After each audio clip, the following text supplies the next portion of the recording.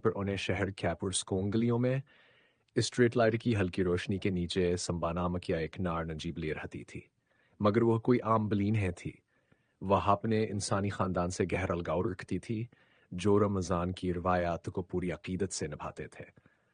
ہر دن سمبا ان کی روز مرحی زندگی کا حصہ بنتی، سحری سے لے کر افطار تک، اور اپنے منفرد انداز میں اس مقدس مہینے کی خوبصورتی کو محسوس کرتی۔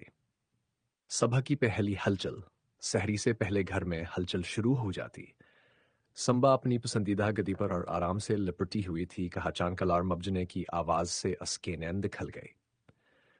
اس نے آہستہ سے اپنے کان کھڑے کیے اور لمبی انگڑائیں لیتے ہوئے باورچی خانے کی طرف بڑھی۔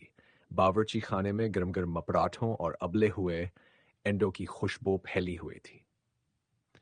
ایان سحری کے لیے بیٹھا تھا اور سمبا نے اس کے پیروں سے اپنا نرم جسم گڑا اپنی بڑی سبز آنکھوں سے دیکھنے لگی۔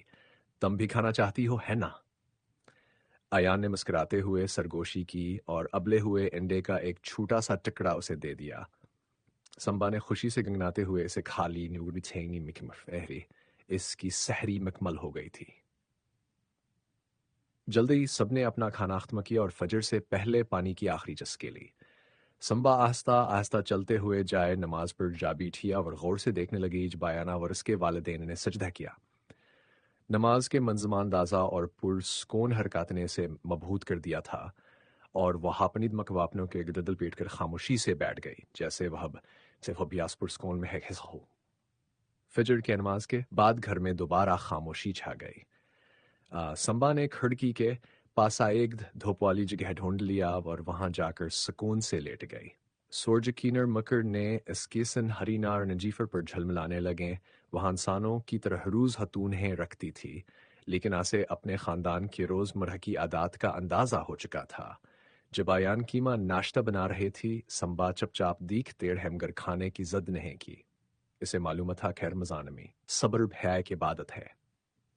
دن آہستہ آہستہ گزرتا رہا۔ ایان قرآن کی تلاوت میں مصروف تھا اور سمبا اس کے قریب جا بیٹھی، قرآن کے کھلے صفحات کے پاس آرام سے سمٹ گئی۔ آیات کی مدھمد تلاوت سے لوری کی طرح محسوس ہوئی اور آہستہ آہستہ وہ ہاونگنے لگی۔ جب ظہر اور عصر کی نماز کا وقت آیا، سمبا ہمیشہ کی طرح ایک کونے میں جا کر دیکھنے لگی۔ کبھی کبھار وہ حجائے نماز سے کھیلنے لگتی، مگر زیادہ شرارت نہیں کرتی تھی۔ اسے محسوس ہوا کہ یہ مہینہ خاصا ہے، اس کا خاندانہ اور زیادہ صبر، سکونہ اور مہربانی سے بھر گیا تھا۔ وہ باہر کی گلیوں میں رہنے والی بلیوں کو بھی کھانے کے لیے کچھ نہ کچھ دیا کرتے۔ خوشی کالم جیسے سورج غروب ہونے لگا، باورچی خانے سے خوشبوئیں اٹھنے لگیں۔ سموسے، کھجوریں اور شربت کی خوشبو ہوا میں پھیل گئی۔ سمبا کے دی ہلکے ہلکے جھٹکے کھانے لگی۔ وہ اب بھی آسوش و خروش کو محسوس کر رہی تھی۔ ایانا اور اس کی بہن نے دسترخوان بچھانا شروع کیا۔ جب مغرب کی اذان گھر میں گونجی، تو ایان کے والد نے پہلی کھجور کھائی اور پانی پیا۔ چند لمحوں کے لیے سب نے خاموشی سے دعا مانگی۔ اس لمحے کی خوشی کو محسوس کرتے ہوئے سمبا نے ہلکی سی میٹھی آواز میں میاؤں کیا۔ ایان ہنستے ہوئے بولا، یہ لو سمبا، تمہارا افطار۔ اور آس کے سامنے دودھ کا ایک چھوٹا سا پیال رکھ دیا۔ سمبا خوشی خوشی دودھ پینے لگی اور تسلی سے اپنے خاندان کے قریب جا کر بیٹھ گئی۔ خاندان نے اپنا افطار مکمل کیا اور سمبا بھی پیٹ بھر کر وہیں آرام سے لیٹ گئی۔ یہ دن طویل تھا، مگر سکون، صبر اور محبت سے بھرا ہوا تھا، بالکل رمضان کی طرح۔ یہ کہانی رمضان کی خوبصورتی اور ایک پیاری بلکہ معصوم شرکت کو بیان کرتی ہے۔